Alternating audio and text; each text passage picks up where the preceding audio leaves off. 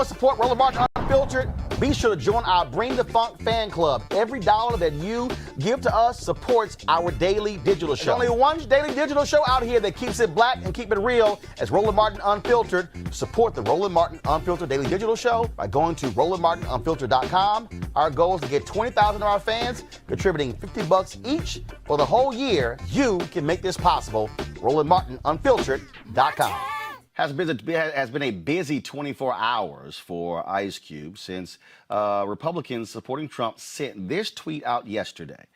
This went out from Deontay Johnson. So Ice Cube has officially given the Trump campaign permission to reveal that he has been helping us develop President Trump's groundbreaking Black Trump platform, the Platinum Plan. Katrina Pearson, he was also had this here. Shout out to Ice Cube for his willingness to step up and work with Donald Trump administration to help develop the Platinum Plan. That has caused a lot of people to be very critical of Ice Cube. Many call him a turncoat and all kind of other names. And so as opposed to sitting here having people just talk about it, we said we'll talk to him. He joins us now. Glad to have you back on Roland Martin Unfiltered, Ice Cube. So let's start this way. When they say you worked with them to develop the Platinum Plan, what does that actually mean? What did you do? Who did you talk to? Well, what they did, they had a plan. Their plan is the Platinum Plan. My plan is the Contract with Black America.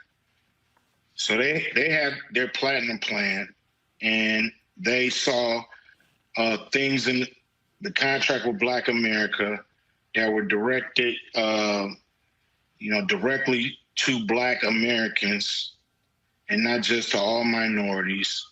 And they asked to speak with us. I always told everybody, as soon as we finish the Contract with Black America, or not finish because it's still a growing document, I told everybody that I was going to meet with both sides, and I don't know why they didn't believe me. This is not a partisan issue. It's actually a bipartisan issue.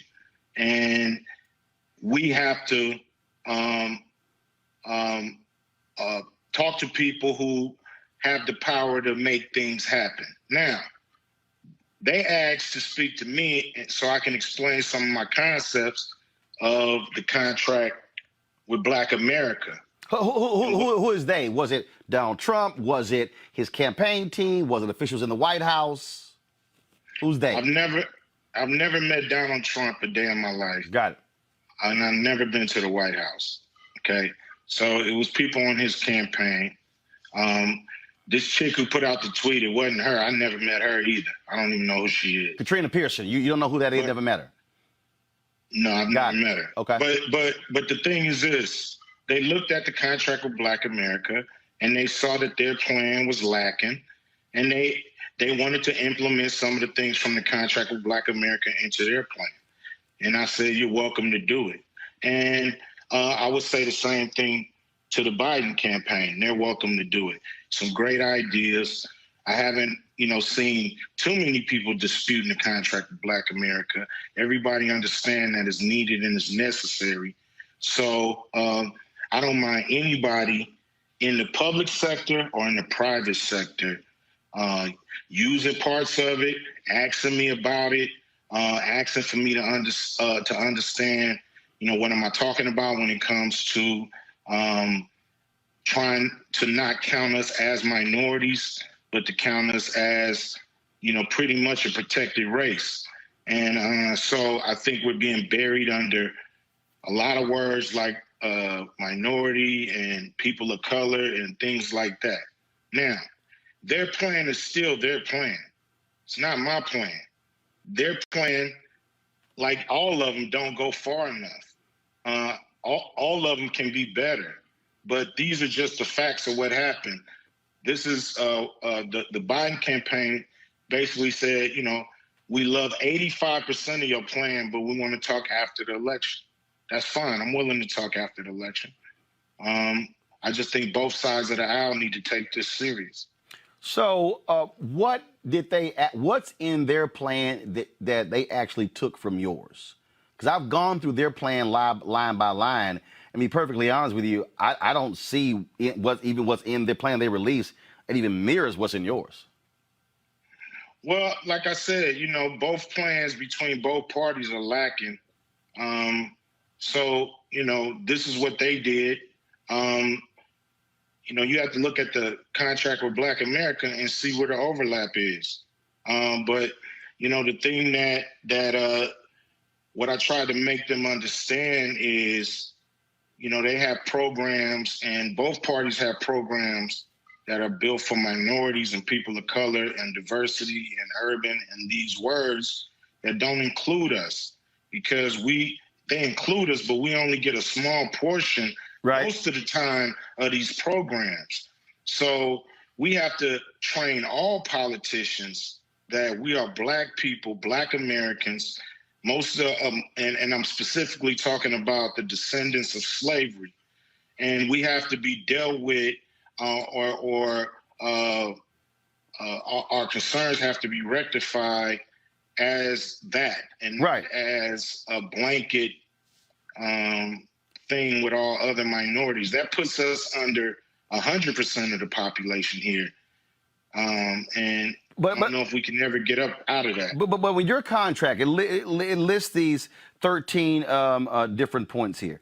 And again, in their plan, what do you see in the Platinum Plan they released that mentions that mirrors anything that's in yours? You got, if I'm looking at it, agreeing to direct VC money to Black investment companies up to $40 billion.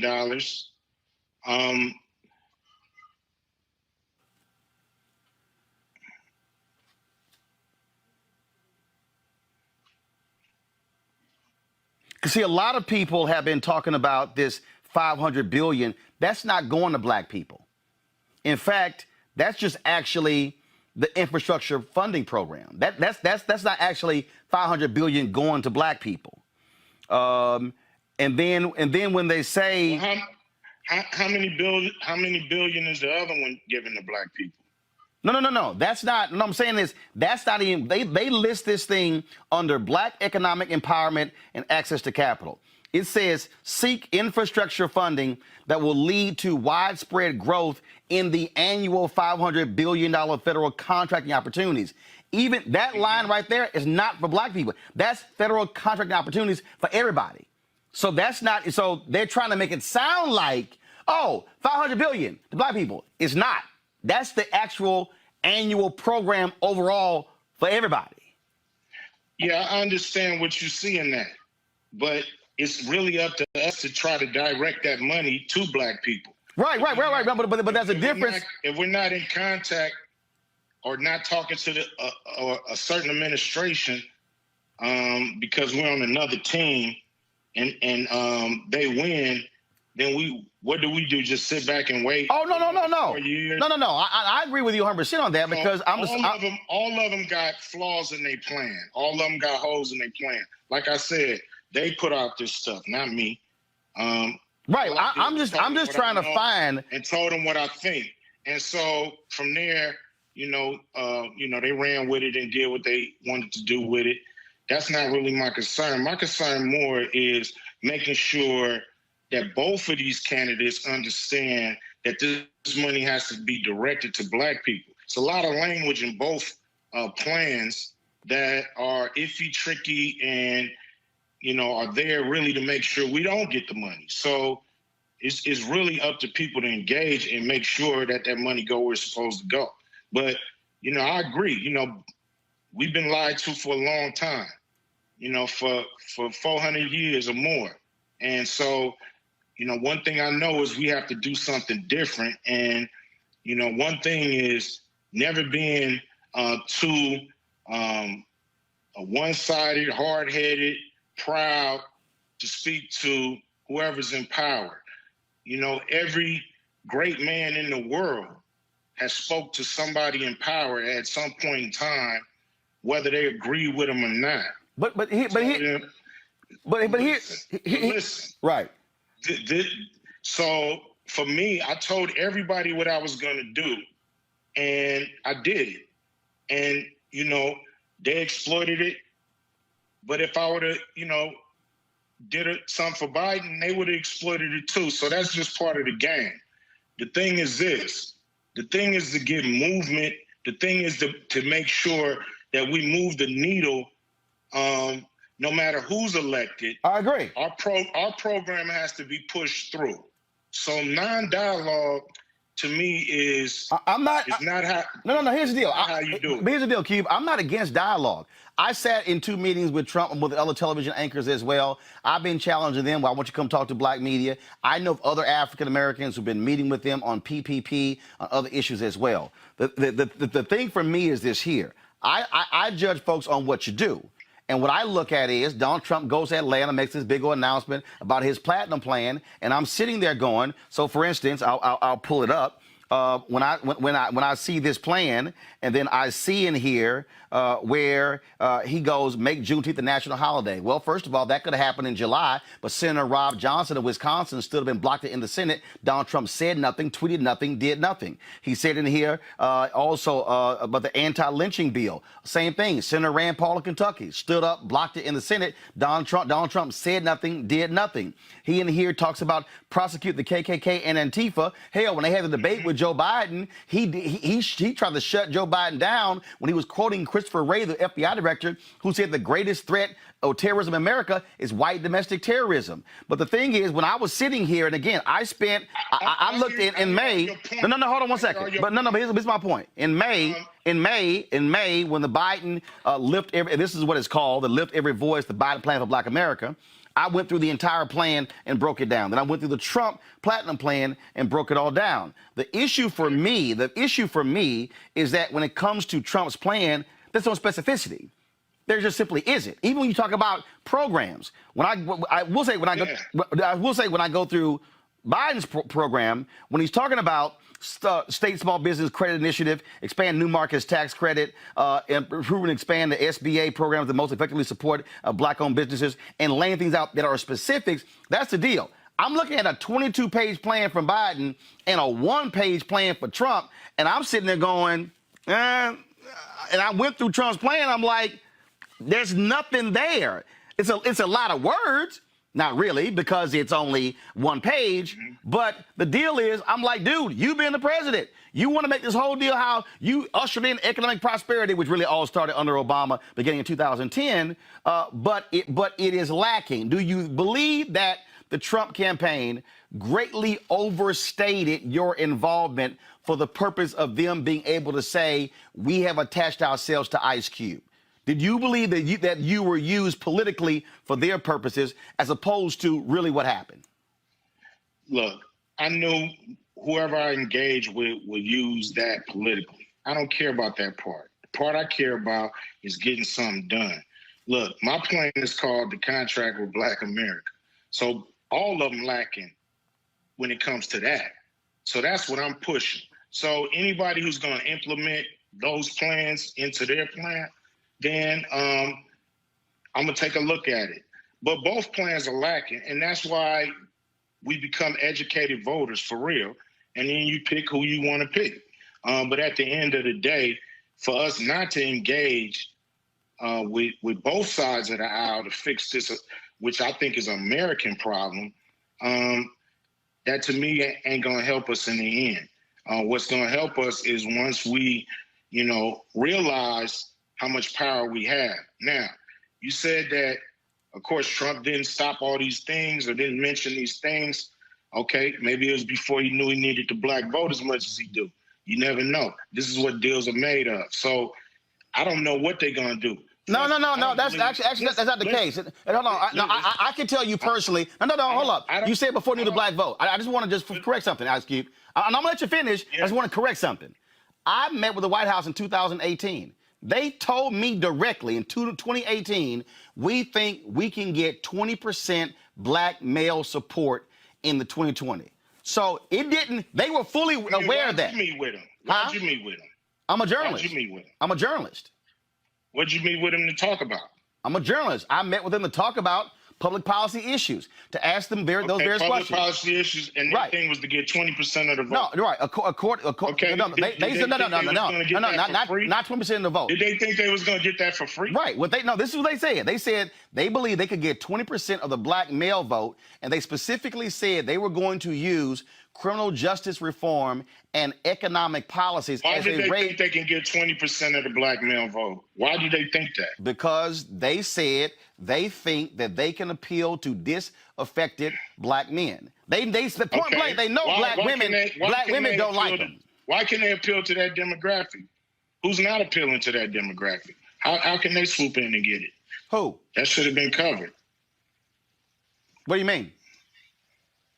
This is what I'm asking. How can they swoop in and get something that's supposed to be covered? Well, first of all, that's not the case, because in 2012, between Obama and Romney, there was a 9-point gap between black men and black women who voted for Obama and Romney. In 2013, with Trump and Hillary Clinton, that expanded to 13%. Now, when you look at 2020, they believe that, we think there's an opportunity here for us to be able to appeal to black men on economic policies, because they say black women can't stand it. Well, it's not being done for black men in this country that the number's growing. Because, first of all, because the difference between black men and black women, black men are more likely to be. Why don't the hold up. You asked the question. I'm gonna answer it. Because this is from focus groups, from polling data. Black men are more appealed by Trump's anti-immigration position than black women. That's one. That's one of the issues there. One of the issues that we also see is that we've seen where black men feel as if the Democrats have appealed more to black women than black men. Thirdly, Donald Trump, by touting the First Step Act, saying he got criminal justice reform done and Democrats didn't, which is actually a lie. The mistake that Democrats have made is they haven't taken credit for the First Step Act, because if the Democrats don't pass it in the House, it actually don't get done. And so they see an opportunity to be able to target black men who are disaffected by both parties by appealing to their pocketbooks, their 401ks, by using tax policy, and that's what their strategy is. So what's the Democrat strategy to target black men? And that's one of the things that I've been challenging them on as well, by saying, when you have a problem, when you see 9 points in 2012 to go to 13 points in 2016, and it might go to 20, you got a problem. So you better focus on that and shore it up, which means you better speak to those issues, speak to those men, having those surrogates doing it, but also speaking to the policies. I've been covering this very issue when it comes to these black men for months. Now, Democrats haven't done it. Now, folks are sort of trying to pay attention now. But I actually was talking to Tom Perez and the DNC about this 4 years ago. So I gotta ask you this shit too, because on that particular point there. So I got an email from someone, and they said, why is Ice Cube only talking about this contract now? So the person wanted me to ask, where was Ice Cube doing the primary? Where is he in 2018? How do you answer people who say that? I was actually just, being an artist, rapping, thinking all this stuff was covered, thinking people that actually was in power, was out doing their job, making sure they had something specifically for black people to win. And when I looked up, I realized all this stuff is not specifically for black people. It's for minorities. It's for people of color. It's for everybody but us. So, I had to kind of take it upon myself to do something that was strictly for black people and write something up with some very smart, educated people and come up with a plan. It all happened after George Floyd was killed. So that's where I've been. Mm-hmm.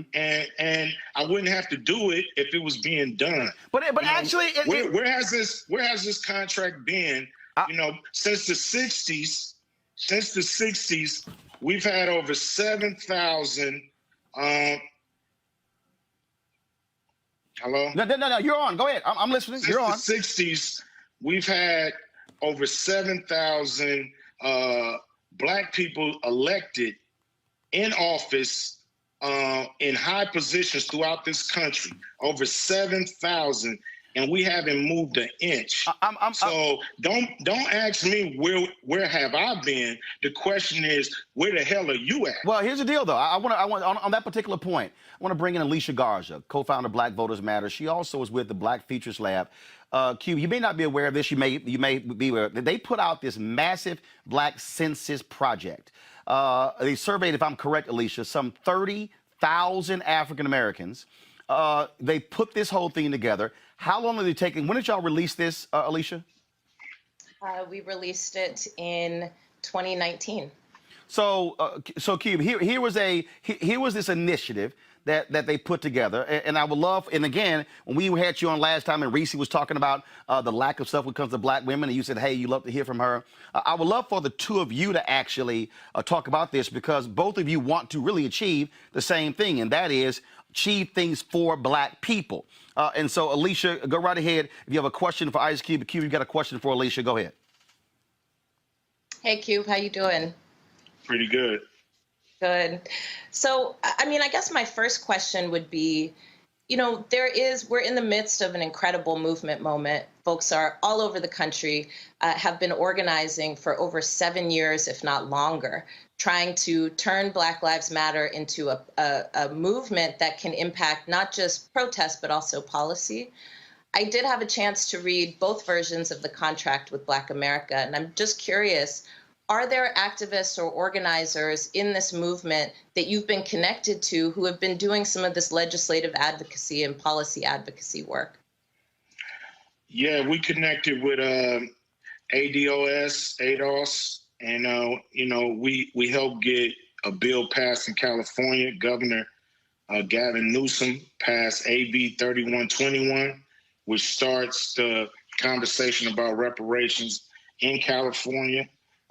So we have been connected with, a grassroots organization. We want to connect with as many grassroots organizations who are not connected to any other so-called powers that be, strictly grassroots. And we definitely want to connect with them, people who definitely have no ulterior motives, who really just want to see money get in the hands of the people who built this country and the ancestors and family of the people that built this country.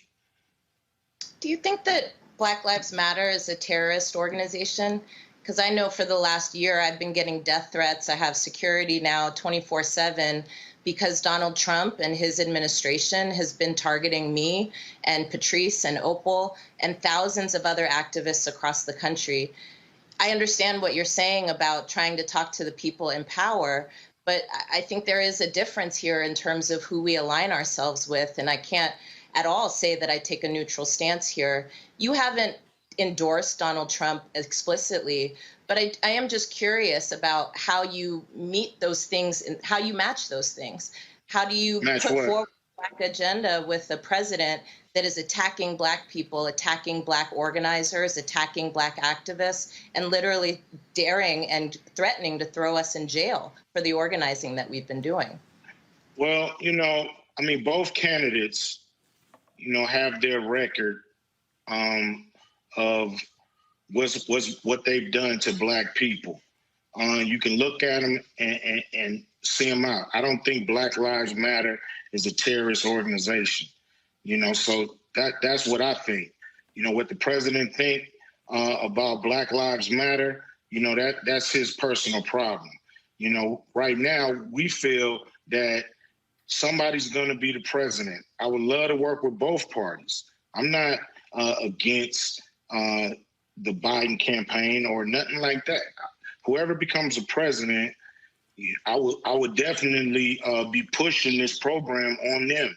And not only the presidents, but Congress people, senators, private sector, you name it. If you go through the contract, you could probably come up with a list of about 500 companies we can talk to about this situation. So the thing is, what I don't think is healthy for Black people is to automatically jump on one side, and if the other side loses, we just wait for 4 years to engage and hope our side win. It's time for us to let both sides understand this is a bipartisan issue like anything else going on in America. Cube, I gotta ask you this. I want to ask you this here because you talked about reaching out to people. Did you connect with the Congressional Black Caucus at all? Because they reached out. They reached out after they saw what happened yesterday. They reached out to me. And they sent me this. They sent me this. They sent me. Go to my iPad, guys. Come on. Platinum plan versus. See anything? Okay. No. Right. No. I was talking to the control room. Right. I'm gonna read. I'm gonna read it to you. Platinum plan versus contract with Black America versus CBC legislation.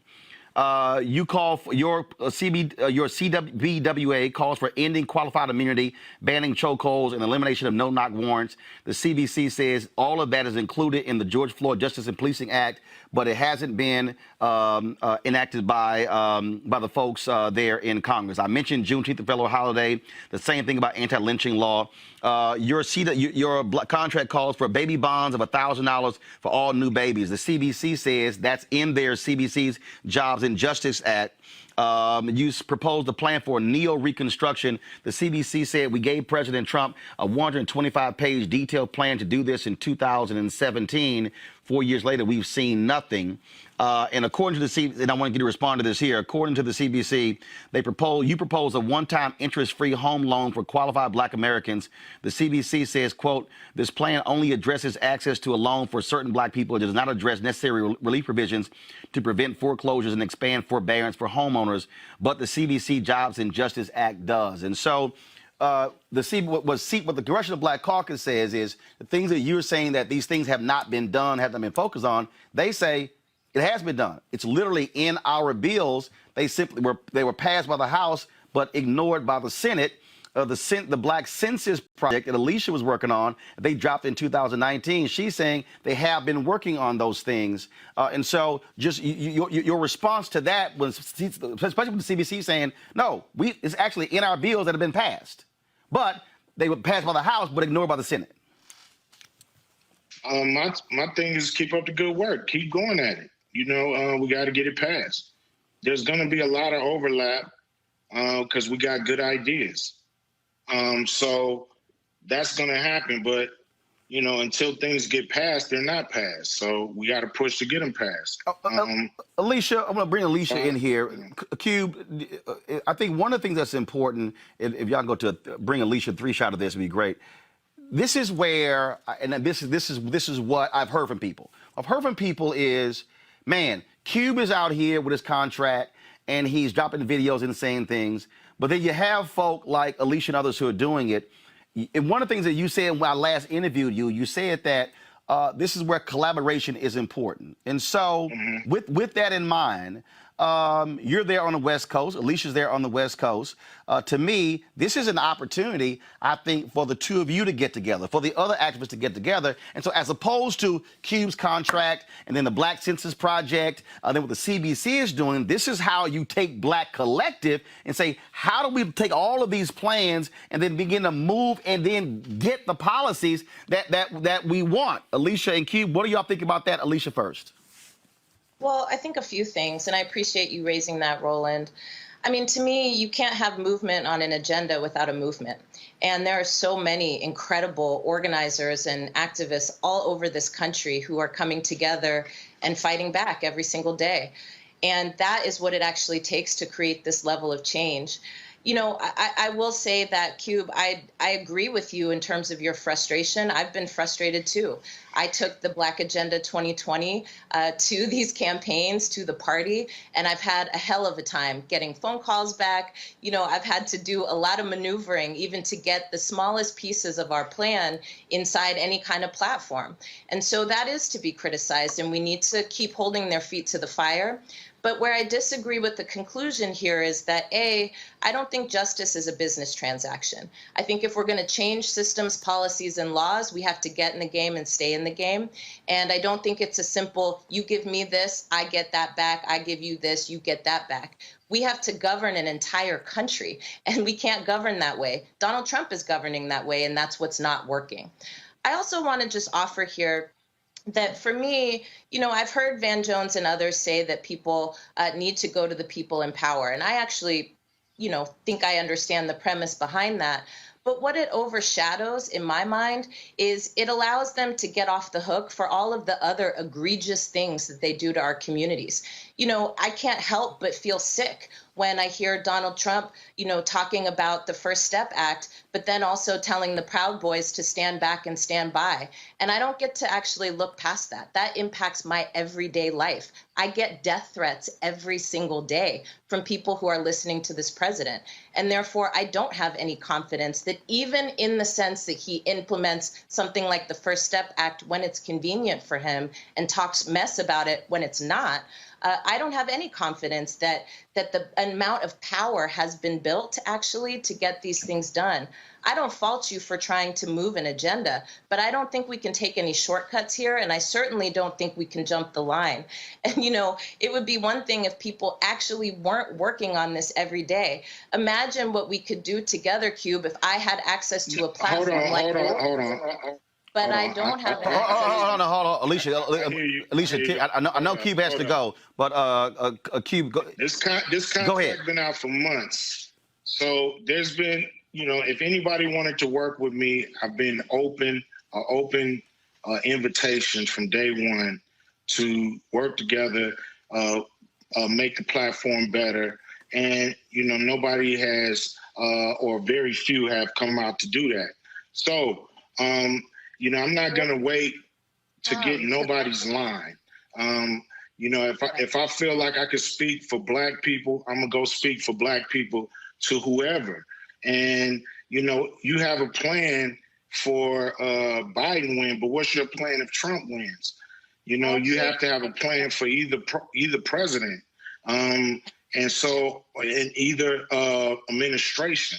We can't just go dormant because this is the problem, I think, that's been happening with us. We go dormant. We don't push both parties hard to do what needs to be done, what's right. And, some people got a whole country to run. We don't have a whole country to run. Black people in a bad situation. We don't have a pot to piss in. We ain't even really in the damn equation when you really look at it.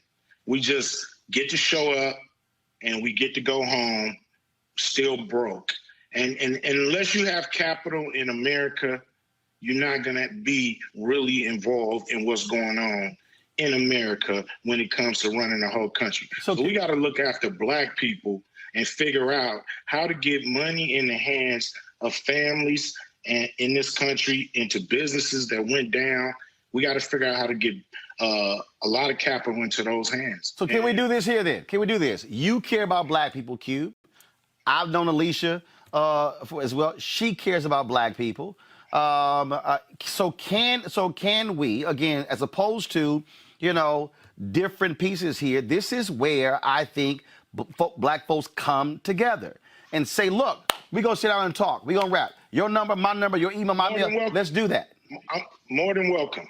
Anytime. I'm willing and open. Anybody who's down to help Black people get what we're supposed to get in this country through hell or high water, I'm with them.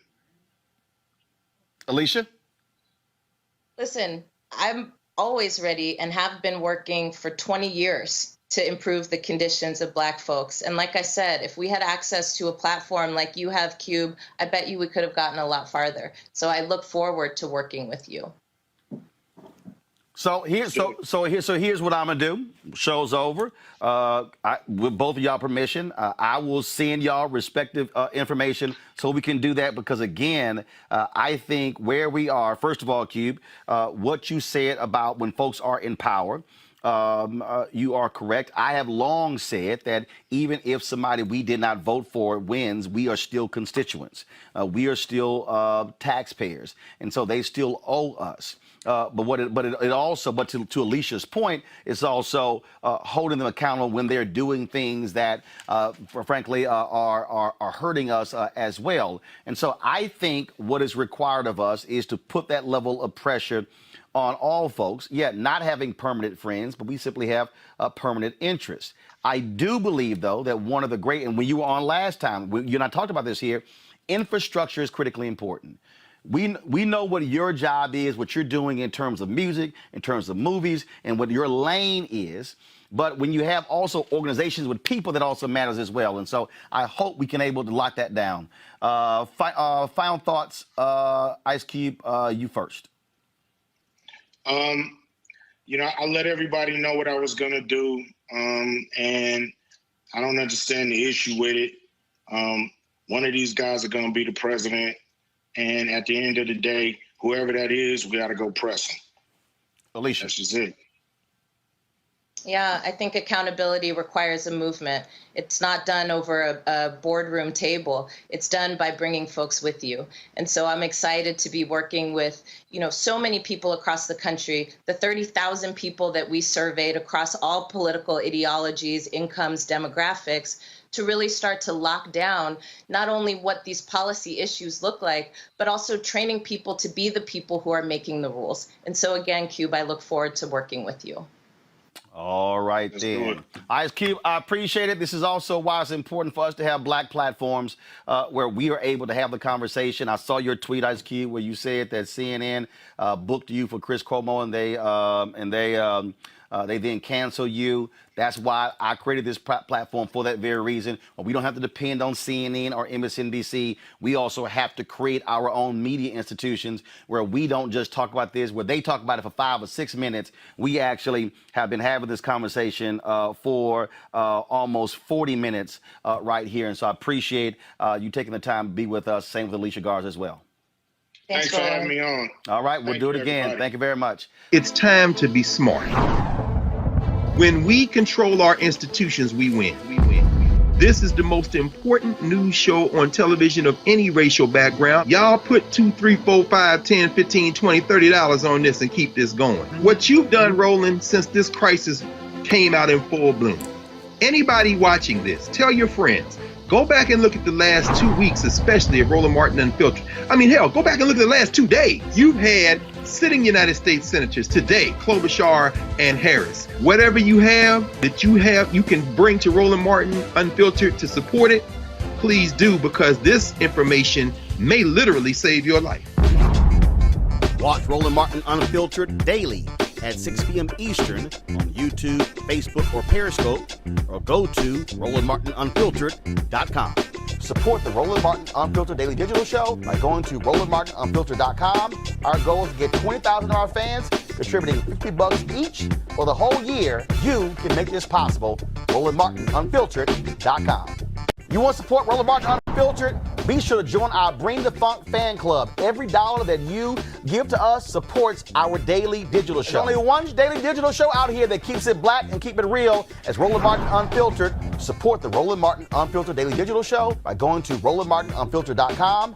You can make this possible. You are aware of certain kinds of protesters, but in Michigan, when protesters carry guns and Confederate flags and swastikas and call for the governor of Michigan to be beheaded and shot and lynched, somehow you're not aware of that. Somehow you didn't know about it, so you didn't send federal agents in to do to the president's supporters what you did to the president's protesters. So the point I'm trying to make here, Mr. Barr, that I think is very important for the country to understand is that there is a real discrepancy in how you react as the Attorney General, the top cop in this country, when white men with swastikas storm a government building with guns. There is no need for the president to, quote, activate you because they're getting the president's personal agenda done. But when black people and people of color protest police brutality, systemic racism, and the president's very own lack of response to those critical issues, then you forcibly remove them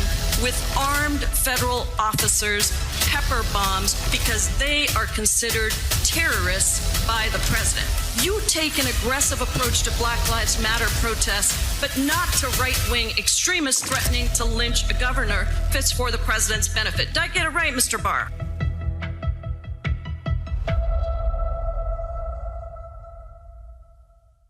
bringing back Michael Imhotep, who joins us, and Joseph Williams with U.S. News and World Report. I want to talk about, though, that Representative Premilia Jayapal ad, Michael. That was, first of all, the ad was from the folks with Really American, but that was so strong and powerful because she's right. Bill Barr will not speak out against white supremacists. Only Christopher Wray, the FBI director.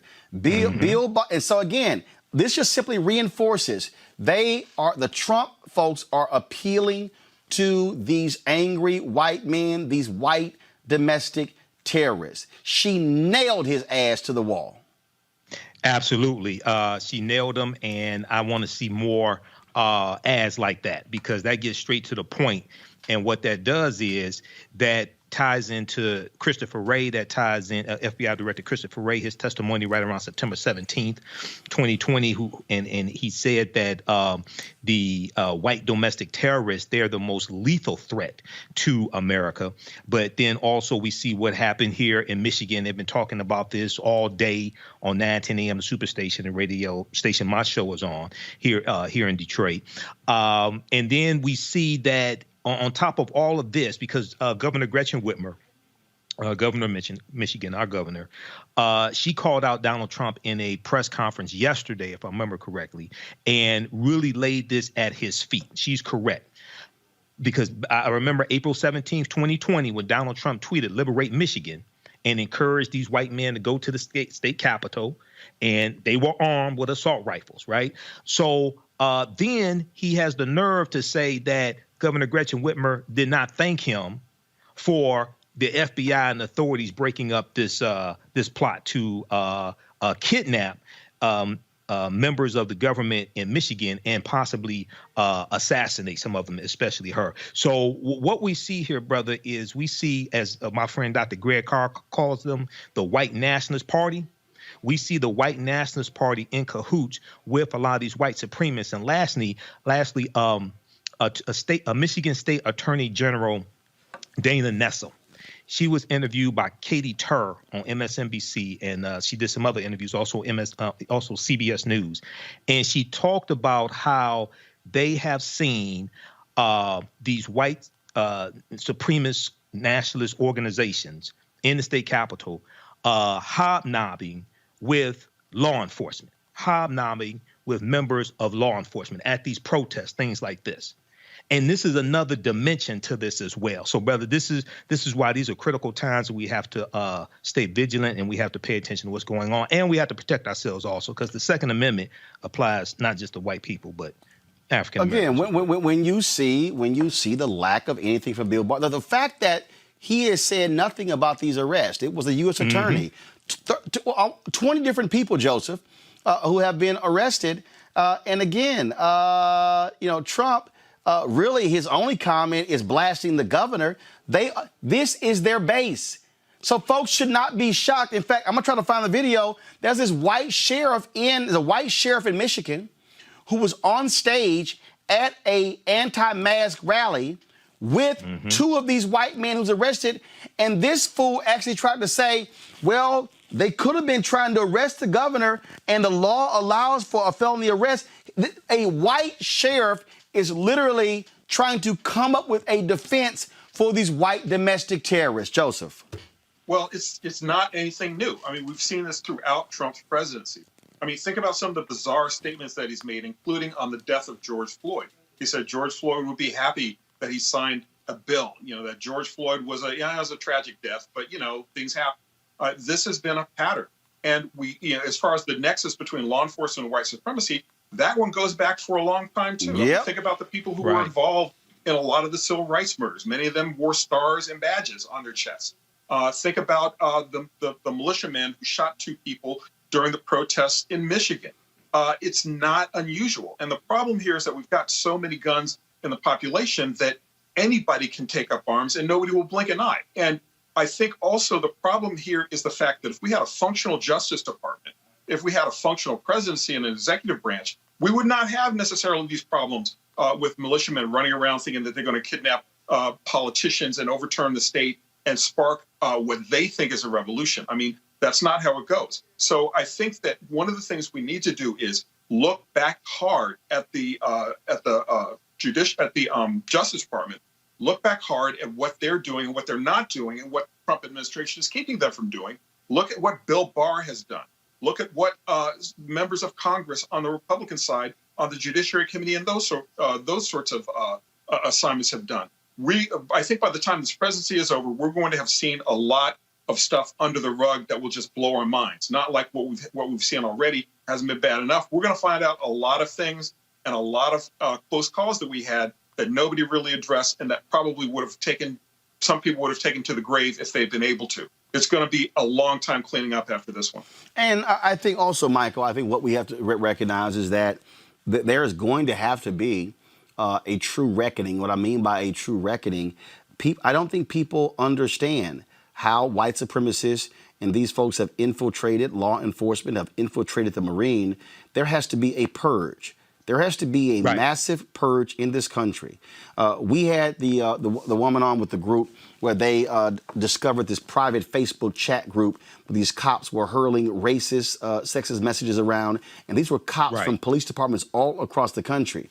And so we have to understand that. We did the story, it was a Louisiana TV station, I think it was out of Baton Rouge, did a story on a member of a drug task force, a state trooper who called another cop the N-word, and that officer still has his job and is still undercover in New Orleans. This station went so far as to publish this guy's photo and name because they were saying, what do you think? If he called a black man who's a fellow cop the N-word, could he very well railroad black folks in his cases? That's the kind of stuff that we have to understand is going on in this country. Absolutely. And when we look at this history of policing, and in addition to being the host of the African History Network show, I'm also a historian. I know there's an increased, there's a wave of white supremacists infiltrating law enforcement, but when I do an analysis, they've always been in law enforcement. It's just, I think it's getting worse, and we're learning more about it. But it's important for us to understand white supremacists have always been in law enforcement. Okay, now that does not mean that we should tolerate it or it's acceptable. The other thing is, as these white supremacists become exposed, as they get fired, because we're seeing this in different cities. We've also seen that here in the city of Detroit with Detroit Police Department as well. Certain incidences and white officers being fired. It's important for African Americans to understand at the end of the day, many of us are going to have to apply to the police department and become the type of officers we say we want to see. The officers who serve and protect, the officers who live in the community and protect the community that they live in. At the end of the day, many of us are going to have to apply to the police department and become those officers, because that's one less spot for a white supremacist to be an officer as well. Again, Joseph, go ahead. One thing that I wanted to talk about, I mean, you make a very good point and a very strong point, but the thing that echoes through my mind, I mean, I'm an old cop reporter. A lot of times the police departments themselves are a culture of white supremacy. Even black officers sometimes fall prey to this. Even though black officers are supposed to be the ones that are protecting and serving and looking out for the community, when they become a part of the culture, the question gets asked, are you black or are you blue? And 9 times out of 10, the answer is blue until those officers get into trouble, and then it's a whole other problem. So I think that while your point is spot on, I think the culture itself needs to be destroyed. It needs to be dismantled. It needs to be taken down. And we need to rebuild police departments and reimagine policing from the ground up. Now, the problem that you have with that is that too many departments are controlled by unions. Too many other departments are controlled by politicians. And that is a very dangerous combination, especially when it comes for African Americans and trying to make sure that policing is not only fair, but also responsible and accountable. Too often we have no accountability with police departments. And that, I think, is one of the hugest problems with police violence and police allowing to get away with this, where there is no accountability and the culture is allowed to flourish. So you need to just break it down and start rebuilding from square one with a culture of accountability and fairness for everybody. If you want to understand how the Trump folks are focused on and appealing to racists, look at this. The Justice Department has suspended all diversity and inclusion training in every division, including for immigration judges that regularly hear cases of persecution based on religion, LGBT status, and gender. Not only that, folks, just yesterday, this same department all of a sudden filed a lawsuit against the folks at Yale over what? Yes, admissions in where race comes up. But not only that, I'm going to pose one more. Let me find the article I sent to our folks. Not sure we have it in the script. The Labor Department. Yes. The Labor Department, they are now targeting companies. So, you've had these companies, Microsoft, NBC News, and others announce the hiring of black staffers. They're going to commit to hiring these. They're now targeting these companies. This is unbelievable, y'all. They're targeting these companies to say, oh, here it is, to see, are you instituting quotas? Look at this here. This is from the Wall Street Journal. Numerical diversity hiring targets attract government scrutiny. The U.S. Labor Department is investigating companies with federal contracts that have included specific numerical goals in their pledges to increase diversity, arguing that these resemble illegal quotas and could potentially discriminate against white applicants and other groups, according to people familiar with the matter. These people, Michael, I mean, yes. it is not even more clear that they are hell-bent on running a white supremacist campaign. Well, Roland, all this, we see this common thread all across the board. And as Dr. Frances Cress Welsing, who I knew and had interviewed before, and as Nellie Fuller have taught us, if you do not understand European white supremacy and racism, what it is and how it works, everything else that you think you understand will totally confuse you. When you look at the article from Forbes.com, U.S. Labor Department investigating Microsoft over its commitment to increase black representation in workforce, there was a representative from Microsoft who retorted back. His name Dev Stalkoff. He retorted back to the Labor Department and said that Microsoft is they know full well how to appropriately create opportunities for people without taking away opportunities from others. So what you see here, the same attack that Trump is making on the 1619 project, even though there's some flaws with the 1619 project, but the same attack he's making there, the same attack he's making on diversity training, he's making here when it comes to what Microsoft is doing and other companies, okay? So what they want to do is control all of this opportunity and to lock African Americans out of these opportunities and, non-white people. But at the same time, try to give us a 2-page platinum plan, which is a fool's gold plan, to stay in power, to keep inflicting harm upon us. So this is some more, but this is reason number 453 why Donald Trump must be voted out of office. All right, folks, back to our Roland Mark Unfiltered video in just one moment.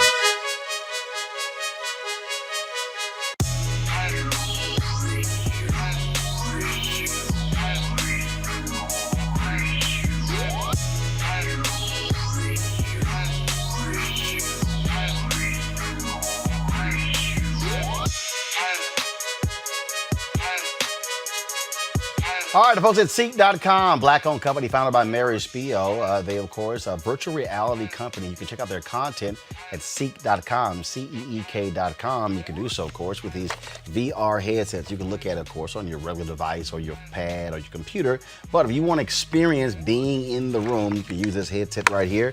All you simply do is just pop in your cell phone in here, pop it on, and then put this headset on, and you can literally experience their content in virtual reality. And so allows for you to do a 360-degree view of the room. But also, folks, they have the 360-degree 4D headphones right here.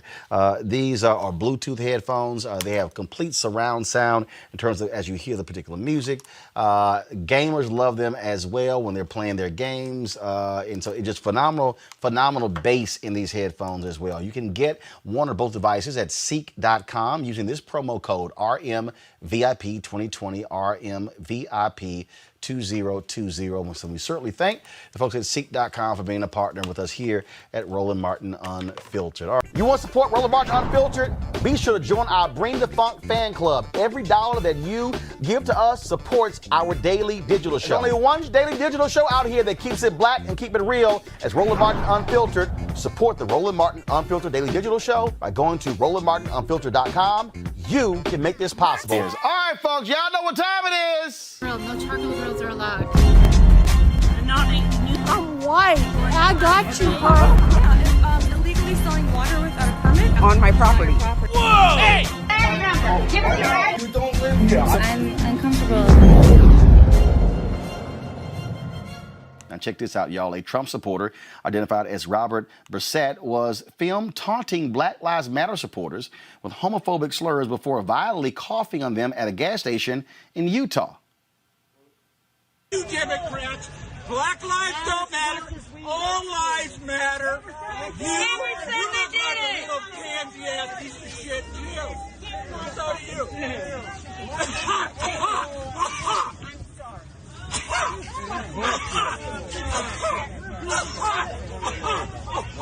Oh, I'm so scared of your fucking virus.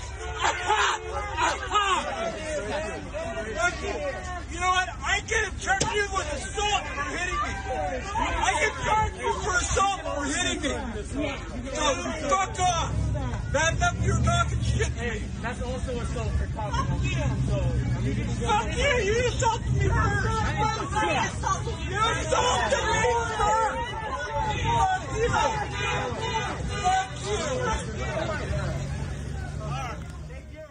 I keep telling y'all, whoop that ass. You first of all, you're coughing in my face. He says I can charge you with assault. With coronavirus going on, that might not hold up in court, Scott. So you're a lawyer in this coronavirus deal. Dude comes over, minding your business, starts coughing in your face. Can I whoop his ass? Is that assault? If he knows.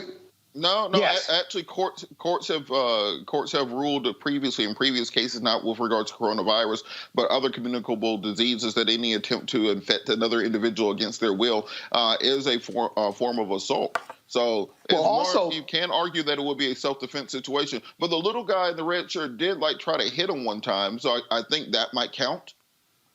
Well, it depends on whether it was met with reasonable force or not. But if it's worse, if he knew he had corona or may have corona, let's say he didn't, and he gives it to them and they can trace it and he dies, let alone he is incapacitated for any amount of time. You're talking about criminal assault. We're talking about a civil lawsuit. So what you're saying is, I could whoop his ass if I'm protesting and he walks over and starts coughing in my face. I say yes. Yeah, that would probably invite an ass whooping. You can't kill him, though. You have to meet force with reasonable force. I didn't say kill him. I said whoop his ass. Michael? Well, how hard you going to hit him? Is because he weaponized the cough. He knew he didn't cough by mistake. It was a cough directly at the people, knowing it would scare them. The people that got coughed on. It was intentional. Now, corona. So, yes, Scott, you could whoop his ass. Cool. Yeah. All right. That's all I wanted to know. Yeah, but how hard you going to hit him? Hey, now, we'll get to that later. But if you cough in my face. Apprehensive of felonious touch. Say it again, Robert. You place the victim in a reasonable apprehension of a felonious touch, so that would vitiate a use of self-defense in any state. Okay, so that's a nicer way, very professional. Yes, you can whip his ass, but keep my card with you. Yeah, I'm going to call Robert. All right. I appreciate it, Scott, Robert, Michael. Thank you so very much. All right, folks, back to our Roland Martin Unfiltered video in just one moment.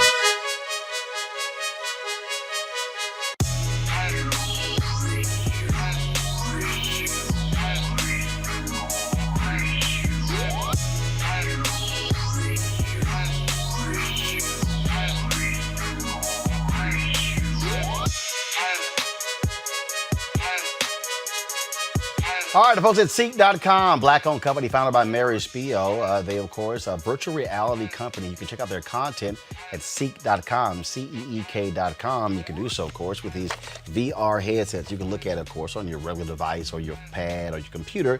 But if you want to experience being in the room, you can use this headset right here. All you simply do is just pop in your cell phone in here, pop it on, and then put this headset on, and you can literally experience their content in virtual reality. And so allows for you to do a 360-degree view of the room. But also, folks, they have the 360-degree 4D headphones right here. These are Bluetooth headphones. They have complete surround sound in terms of as you hear the particular music. Gamers love them as well when they're playing their games. And so it's just phenomenal bass in these headphones as well. You can get one or both devices at Seek.com using this promo code RMVIP 2020, RMVIP 2020. So we certainly thank the folks at Seek.com for being a partner with us here at Roland Martin Unfiltered. All right. You want to support Roland Martin Unfiltered? Be sure to join our Bring the Funk fan club. Every dollar that you give to us supports our daily digital show. There's only one daily digital show out here that keeps it black and keep it real. As Roland Martin Unfiltered. Support the Roland Martin Unfiltered daily digital show by going to RolandMartinUnfiltered.com. You can make this possible. Let's talk about politics, and that is Senator Doug Jones, the only Democratic senator from the Deep South, is running for a full term against former football coach Tommy Tuberville, who, frankly, is just, when I say stuck on stupid, I'm just gonna say stuck on stupid. I got no problem saying it. This man has, I don't care what none of y'all say. I ain't about to be impartial, objective at all. This man has no business being in the United States Senate. Do y'all have the audio of when they were discussing the Voting Rights Act? Do y'all have that? Okay. To everybody listening, I want you to undergird yourself to one of the dumbest answers you have ever heard in somebody discussing the Voting Rights Act, which was born out of the black belt in Alabama that this fool Tommy Tuberville wants to represent. Play this. The thing about the Voting Rights Act is it's, there's a lot of different things you can look at it as. Who's it going to help? What direction do we need to go with it? I think it's important that with everything we do, we keep secure. We keep an eye on it. It's run by our government, and it's run to the point that it's got structure to it. It's like education. I mean, it's got to have structure. Now, for some reason, we look at things to change, to think we're going to make it better, but we better do a lot of work on it before we make that change. What the hell was he talking about, Senator Jones?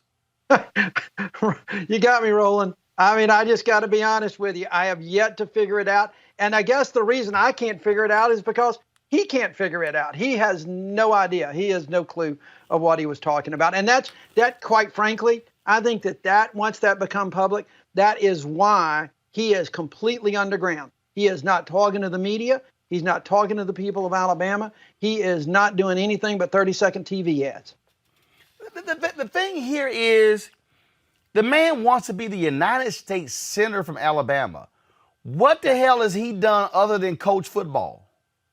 Well, he's actually done a few things that are not so good. He coached football, but he quit those last 4 jobs.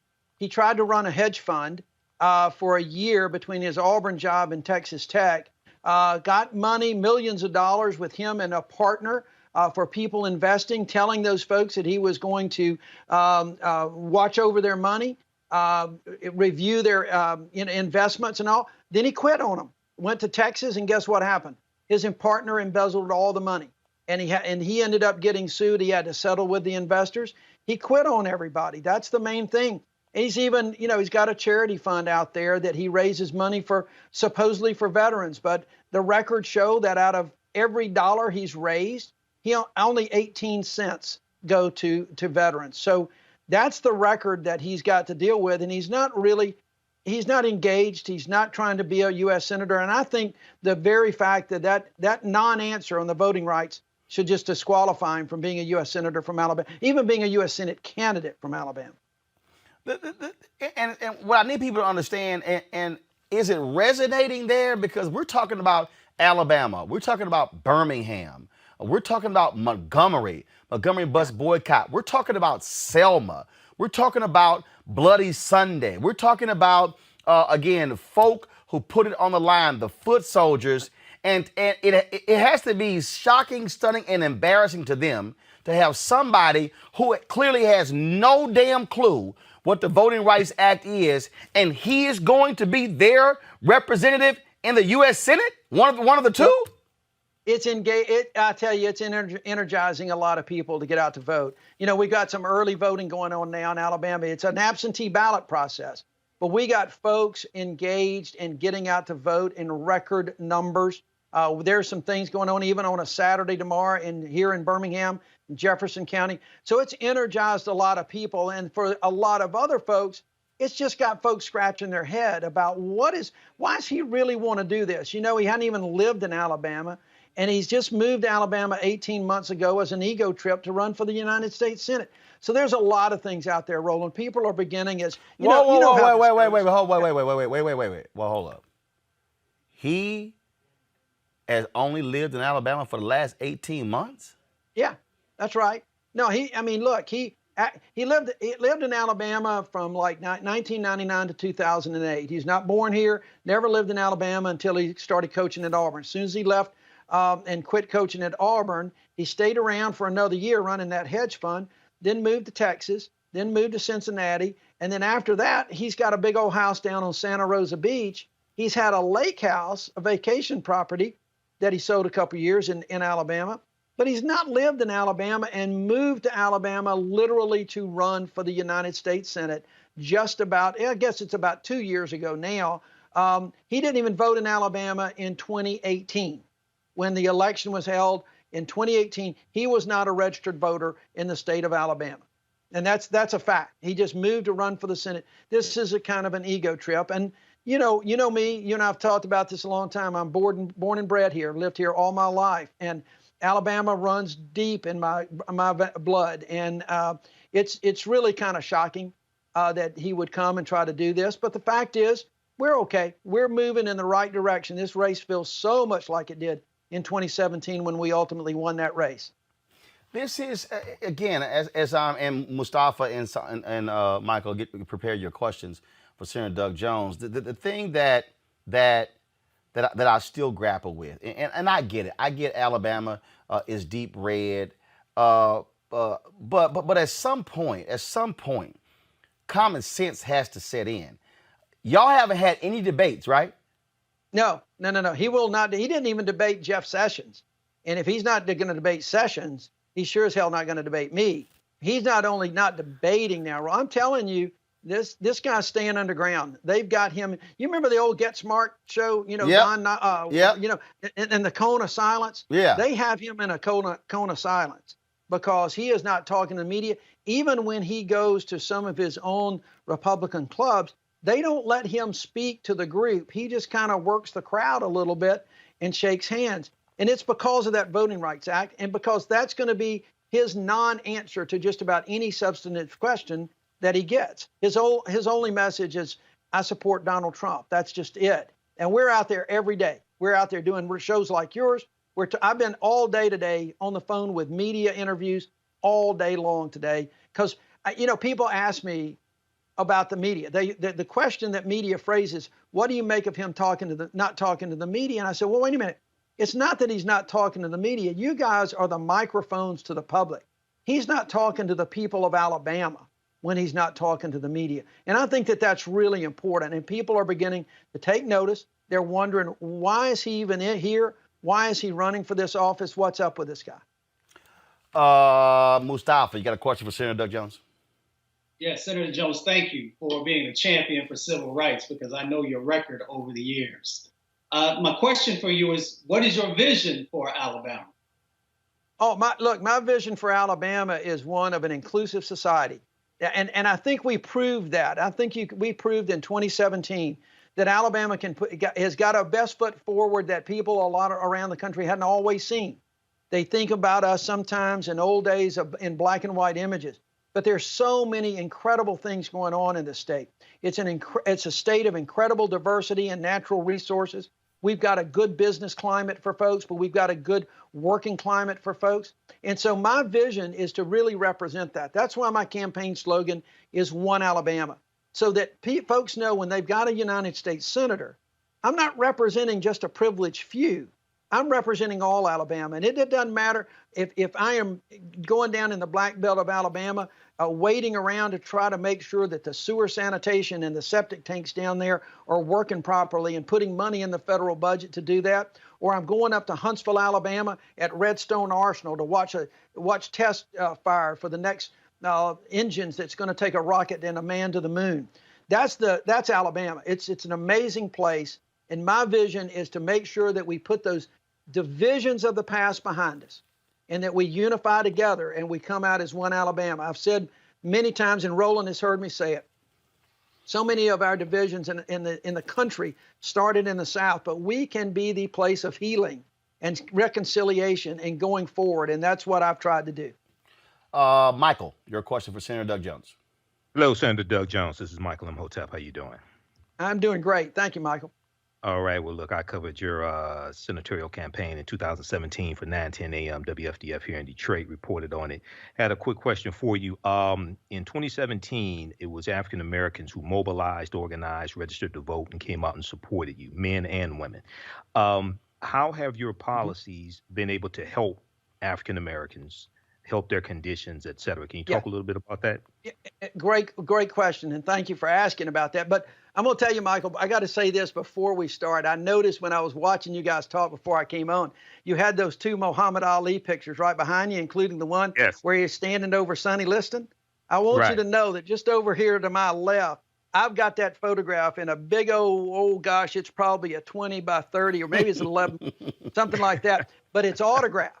And it's autographed, and it's an amazing signature. He autographed it, Muhammad Ali, after me, there will never be another. And then he did a little boxing ring in it. It is one of my prized, memorabilia collections. So I just had to say that first. So what have we done? And look, we've been there a lot. I mean, I'm not one of those guys that doesn't understand and appreciate folks that supported you. And one of the first things I did, and I alluded to it a minute ago, right after I took office, was taking a tour down in the Black Belt area to see some just unbelievable conditions where people are straight piping sewer into the woods, where septic tanks are so bad that it bubbles up, where kids are playing. There's a hookworm problem down there.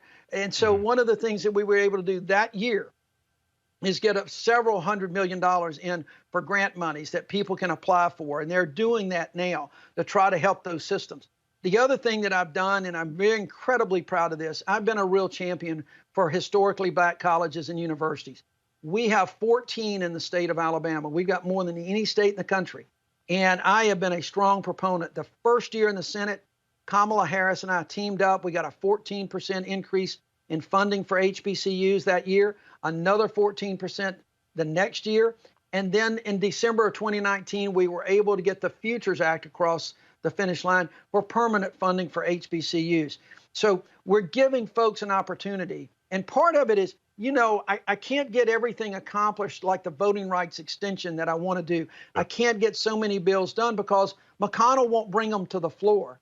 But I've got a number of bills where I've been an advocate for maternal health, infant mortality, because you all know that affects the black community more than anybody else. So an advocate for rural hospitals, increased access to health care, expanding Medicaid. Part of my job is to have a bully pulpit to talk and be an advocate. And those are the kind of things that we've been doing. And folks know it. They see it. They hear it. I think we're going to have a great turnout. We're having great turnouts already, but by the time the votes are all counted, we're going to have a great turnout for this election.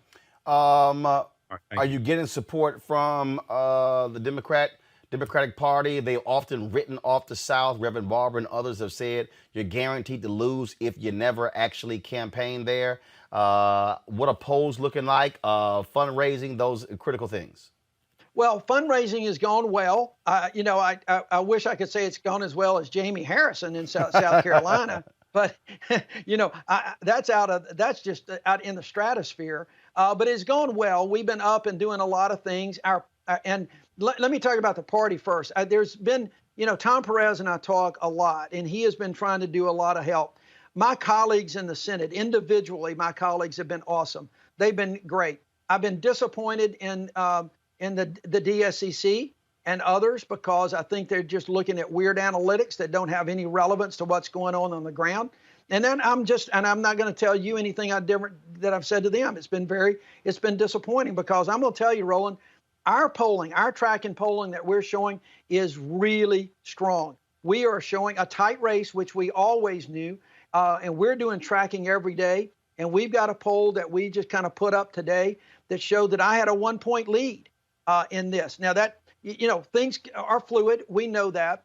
But every demographic is moving our way. Everything that we're seeing, and when people are asked about who can do the best job on the pandemic, on healthcare, on different things like that, I am way ahead of him. I'm way ahead in independents, those that are voting early.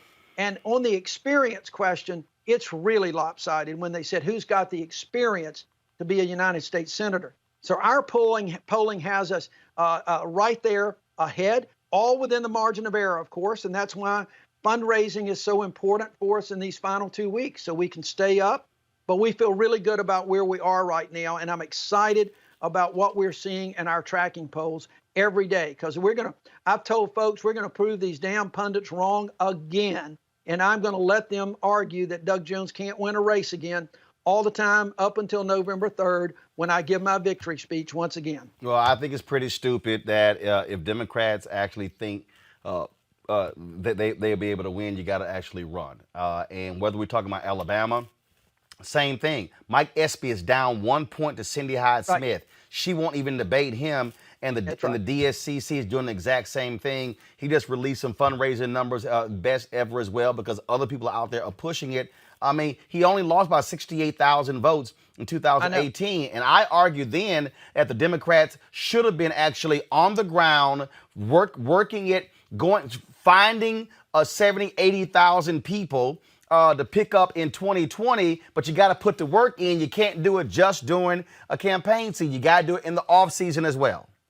That's exactly right. And we've been doing that. And so we're going at it hard, and we've had the resources that we've been able to do it. We can always use more, because right now in the last 2 weeks, it's going to be that ground game and get out the vote efforts. I will tell you the Alabama Democratic Party has reached out to close to 2 million people right now, and they've touched hundreds of thousands of people. And we're feeling that energy. We see it. It's reflected in those pollings. And I think everything is moving in the direction that we want to see it move in. And because, politics is a funny business. As folks focus in on the election, they focus in on who's going to best lead them, who's going to best have their back, not the back of Donald Trump, not the back even of Joe Biden, but the backs of the people of Alabama. And that's where I've got the record that I'm really proud of. And I think people see that. All right. Well, for all the folks who watch our show, tell your family members they're in Alabama, get registered, vote. It's important. Use the power of the ballot, and don't assume. And I've seen this, Senator Doug Jones. I've had some black people say, well, I live in Alabama. My vote doesn't count. Your vote definitely doesn't count if you never cast it. That's exactly right. And Roland, you're absolutely right about that. And all you got to do is look in the camera right now. I am Exhibit A of what happens when you get out to vote. That's what happened. Good things happen when we can get out and vote in numbers. So you're absolutely right. Don't sit back. Get your friends, get your neighbors, and everybody in your family. Let's get out the vote, because we've got the numbers to do it for sure. All right. Senator Doug Jones of Alabama. We surely appreciate it. Good luck. Thank you. Take care, guys. Thank you very much. All right, folks, back to our Roland Mark Unfiltered video in just one moment.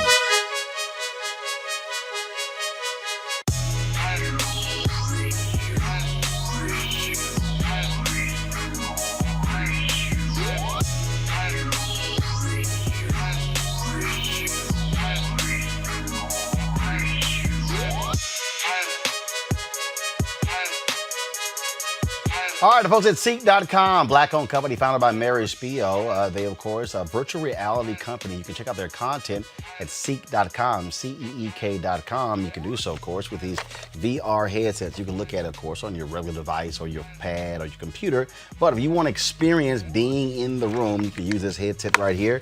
All you simply do is just pop in your cell phone in here, pop it on, and then put this headset on, and you can literally experience their content in virtual reality. And so allows for you to do a 360-degree view of the room. But also, folks, they have the 360-degree 4D headphones right here.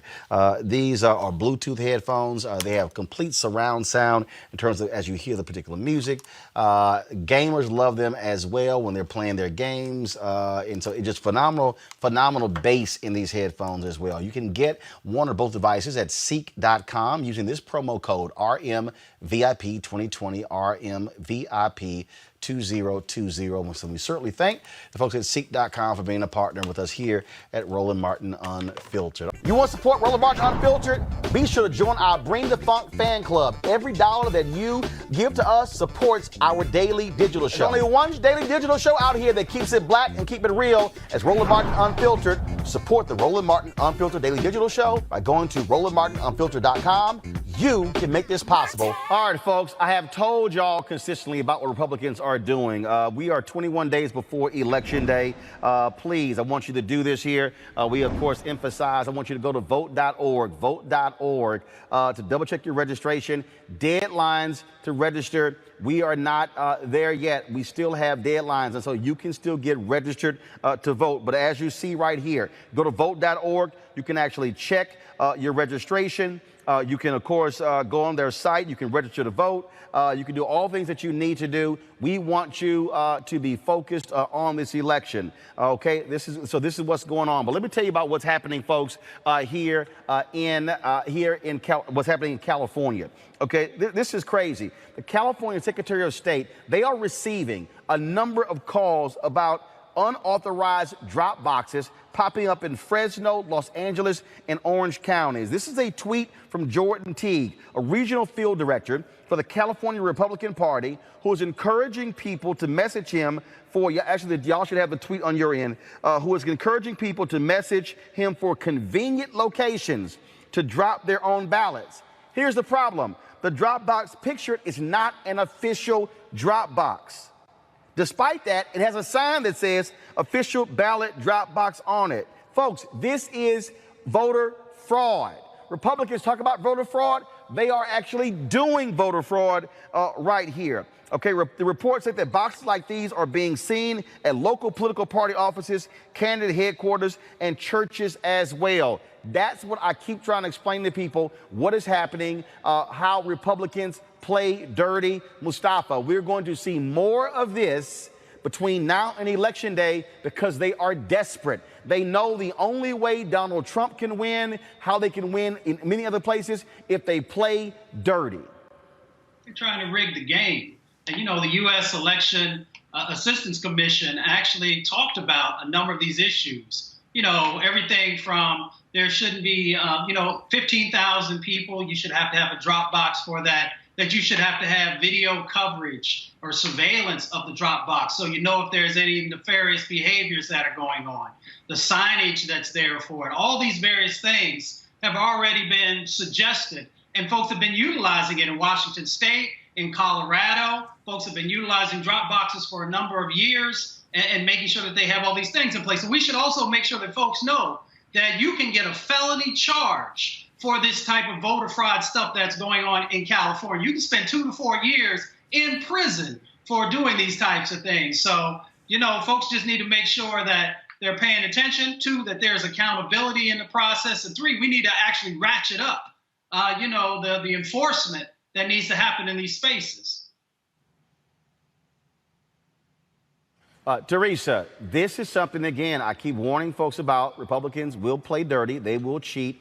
And we're seeing this. Donald Trump can tweet all day about rigged elections being rigged, but his party, they're doing it. When you talk about even here in Texas, where the governor announced the only one drop box for every single county. We're going to talk about that a little bit later. In the next hour, we're actually talking with the Harris County clerk, how that's impacted them. A federal judge ruled against the governor. An appeals court overturned that. So we're now in the courts. Republicans are going to also, and this is why Amy Coney Barrett is important. They want, and why she's important, those 218 federal judges, Teresa, because they want to use those federal judges to rule in their favor. That's why I need all these people to watching, stop being stuck on stupid and act as if the president doesn't matter. President appoints federal judges. Senate confirms federal judges. When you sue voting issues, you're going to go to federal courts. And so to act as if you care about local issues and you can ignore the top of the ticket, that's nonsense. It all is intertwined, Teresa. Absolutely. And you know what? Republicans are really showing how desperate they are to maintain power. It is a very disturbing understanding right now of the way that they have been moving into politics. Their politics is really showing exactly what the Democrats have been saying the entire time, that, look, you know, they are not playing by the rules. They do not care about the American people. We are seeing white privilege and privilege in general moving at a high rate that is affecting each and every one of us. And that is the disappointing and the misogyny of it all, because there are some bills that are really sitting right there in the Senate that need to go, and pass, right, with Donald Trump's signature, where he can hold up the folder and say, look what I did. But that's not happening. We no longer are getting the front view seat of the executive orders. What we are getting is Republicans desperately trying to essentially pack their own and use by any means. Donald Trump just got finished putting a tweet out, and, of course, the standard operating procedure is about fake news. But this one's about, he made a precedent to actually say Fox News has been putting out more negative advertisement, and this is like in the last 20 minutes, more negative advertisements against him than any other network. Right. And that literally is a call of action to Fox News to dim it down. And it's so crazy that all these antics are showing his hand in the deal, the art of the deal. And I think people really just need to, just not only wake up, but we got to do better. We got to vote right now. We got to vote consistently. We got to make sure our neighbors, our friends, and our family members, our coworkers are not only voting, but our voice is being heard as well. All right, folks, back to that Roland Martin Unfiltered video in just one moment.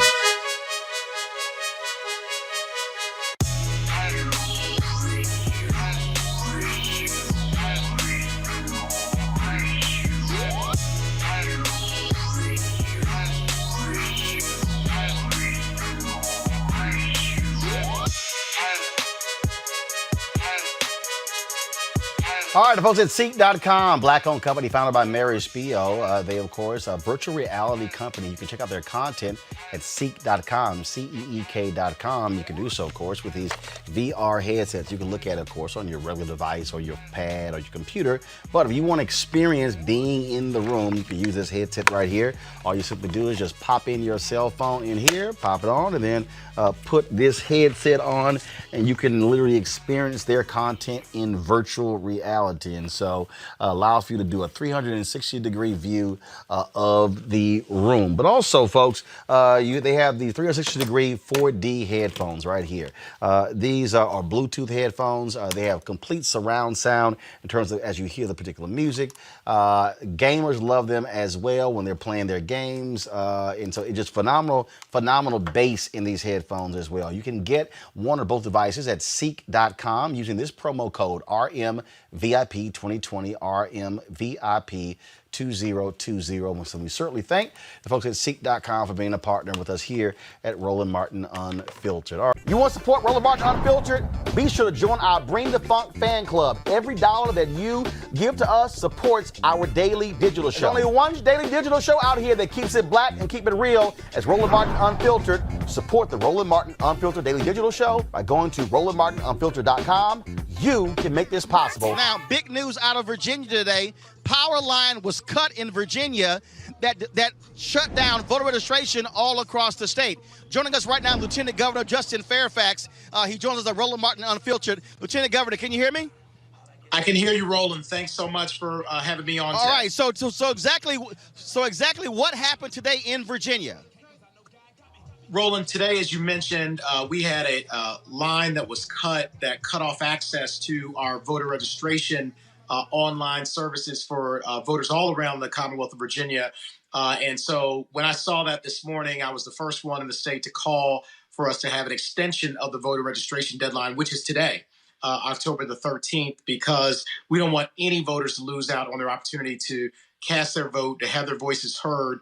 And so it's unfortunate for something like that to happen on any day, but particularly on a day like today. So I'm working with the governor, with the administration, and our Department of Elections to make sure that we are allowing everyone who wants to be able to register to vote and cast their vote to be able to do so.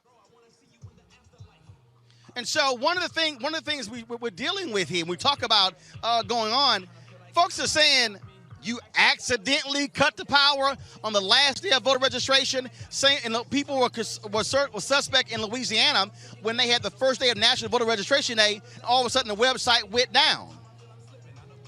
Right. I think that when it comes to something as important as voting, and because of the history of what we've seen around voter suppression and the disenfranchisement of voters, particularly Black and brown voters throughout the nation, particularly throughout the South, we've always got to approach this with skepticism, with really an inquisitive mind, and make sure that some of the same old tricks that we've seen before are not being played. And so I've been on the phone with folks in our government.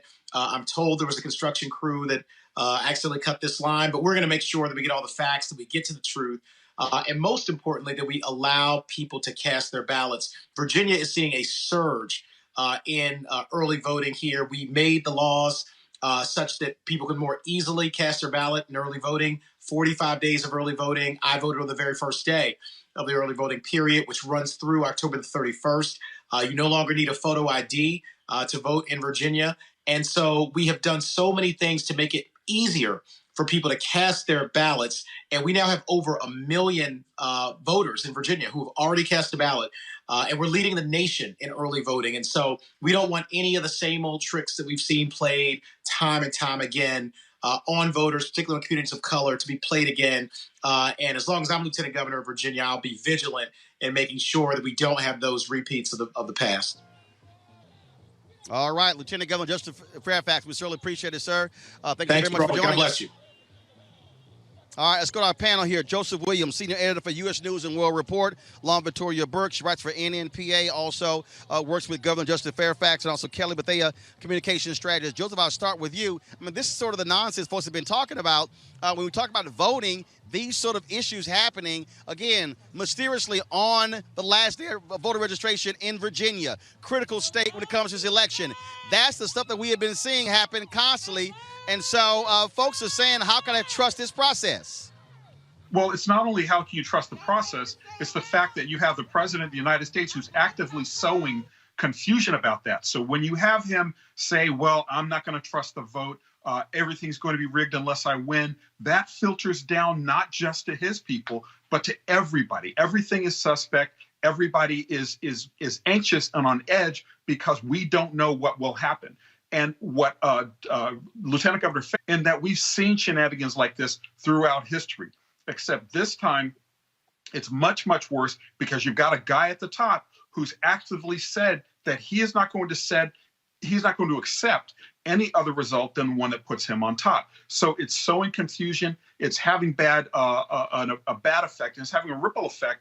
And compounding that is seeing line upon line upon line of people who are waiting to vote, bad decisions by the courts, making it harder to vote. And it all goes back to the same thing. The Republicans believe that if they can't win on the ideas, they're going to win by making it more difficult for people to vote. All right, folks, back to our Roland Martin Unfiltered video in just one moment.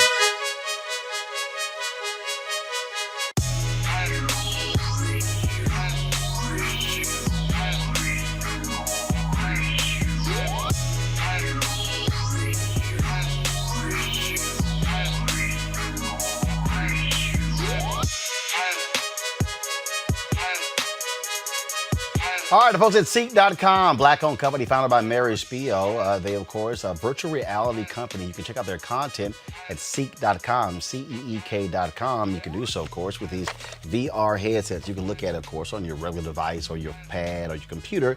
But if you want to experience being in the room, you can use this headset right here.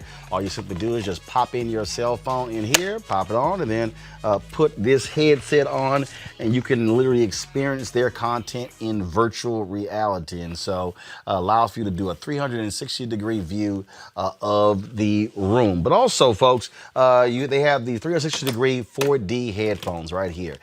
These are Bluetooth headphones. They have complete surround sound in terms of as you hear the particular music. Gamers love them as well when they're playing their games. And so it's just phenomenal bass in these headphones as well. You can get one or both devices at Seek.com using this promo code RMVIP 2020, RMVIP 2020. So we certainly thank the folks at Seek.com for being a partner with us here at Roland Martin Unfiltered. All right. You want to support Roland Martin Unfiltered? Be sure to join our Bring the Funk fan club. Every dollar that you give to us supports our daily digital show. There's only one daily digital show out here that keeps it black and keep it real as Roland Martin Unfiltered. Support the Roland Martin Unfiltered daily digital show by going to RolandMartinUnfiltered.com. You can make this possible. Now, if you also want to understand why it's important to vote when it comes to the state elections. This is the Senate president in Kansas, Susan Wagle. This is her describing gerrymandering and how they draw districts. She said this publicly, y'all. Listen. My Senate seat that Renee Erickson is running in right now, it is pro-Biden. It's moved to the left. And during redistricting, I need to give her some more Republican neighborhoods in order to make sure she stays elected. So redistricting is right around the corner. And if Governor Kelly can veto a Republican bill that gives us 4 Republican congressmen, that takes out Sharice Davis up in the 3rd, we can do that. I guarantee you, we can draw 4 Republican congressional maps. But we can't do it unless we have a 2/3 majority in the Senate and House. My Senate seat. And that right there. Come on. Right, Dr. Carter, that precisely right there. That's why I keep telling people you can't ignore the state elections as well. In Texas, Democrats are 9 seats away from assuming control of the Texas House for the first time in a couple of decades. That now means Republicans cannot control the process. You heard what she said. If we have a 2/3 majority, we can do what the hell we want and not listen to anything the Democrats say. Exactly. And this is going to control outcomes for at least a decade, because that's when we do redistricting. This is why the census is so important and why your president currently wants to close down the census early, because they don't want everyone counted. And they do want to make sure that these states are allowed to control electoral districts, because they're losing ground.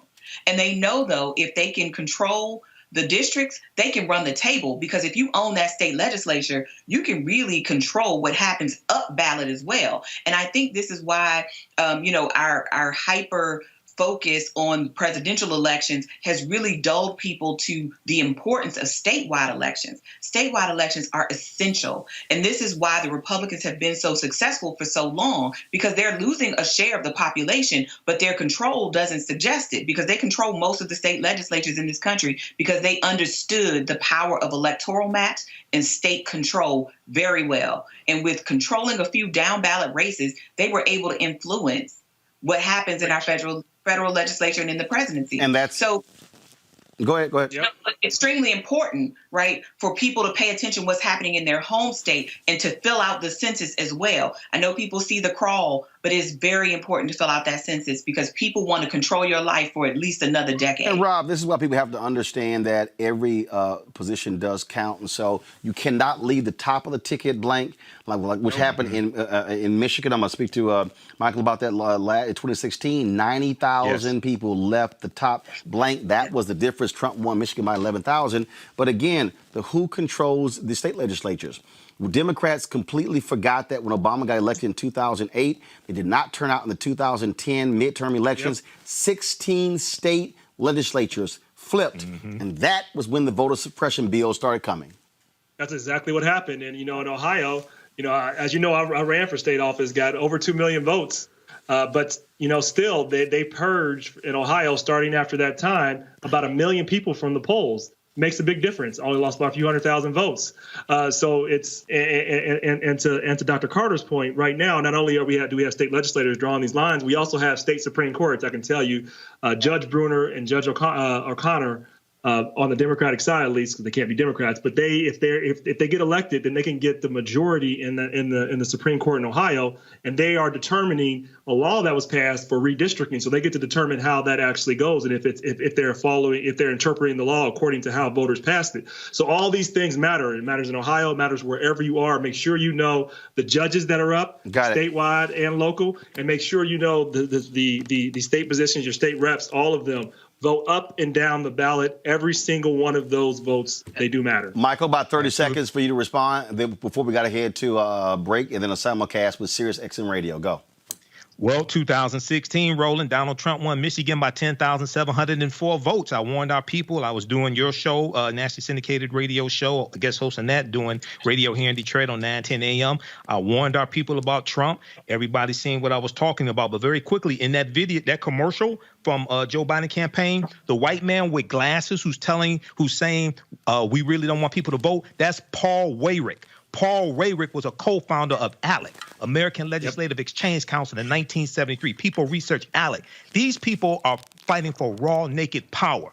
And one of the main things we have to do is read the U.S. Constitution. Because when we read the Constitution, then we will understand how all this comes together. And the Constitution created the census, which was first taken in 1790. So once you read the U.S. Constitution, which is the supreme law of the land, along with treaties, then you start understanding how all these pieces come together, and we can understand how to disarm them of this weapon and use it against them, because I teach a whole principle called political self-defense.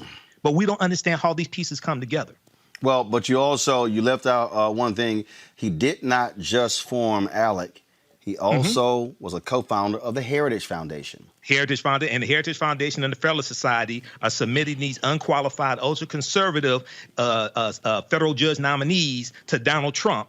And just so people understand, in about September 9th, 2020, Trump released a list of 20 potential U.S. Supreme Court nominees, and Kentucky Attorney General Daniel Cameron was one of those names on that list. Of course he is. You better don't get this twisted. They're fighting for raw, naked power. And we need to do the same courts for the next 30, 40 years while we're focused on the basketball court. And that's why everybody keeps talking, Rob, about demanding that Joe Biden and Senator Kamala Harris answer about packing the courts.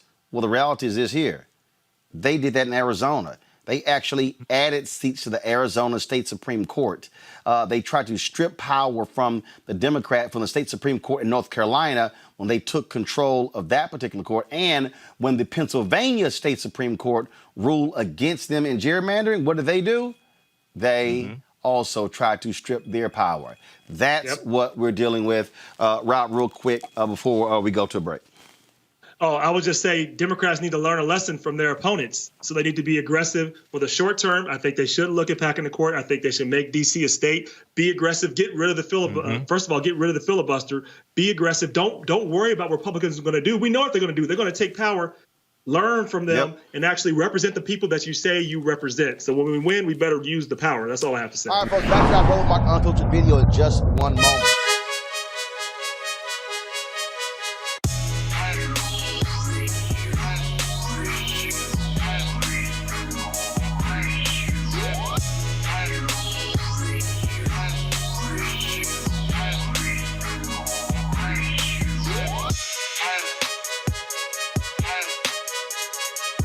All right, the folks at Seek.com, black-owned company founded by Mary Spio. They, of course, a virtual reality company. You can check out their content at Seek.com, CEEK.com. You can do so, of course, with these VR headsets. You can look at it, of course, on your regular device or your pad or your computer. But if you want to experience being in the room, you can use this headset right here. All you simply do is just pop in your cell phone in here, pop it on, and then put this headset on, and you can literally experience their content in virtual reality. brutality. And so allows for you to do a 360-degree view of the room. But also, folks, they have the 360-degree 4D headphones right here. These are Bluetooth headphones. They have complete surround sound in terms of as you hear the particular music.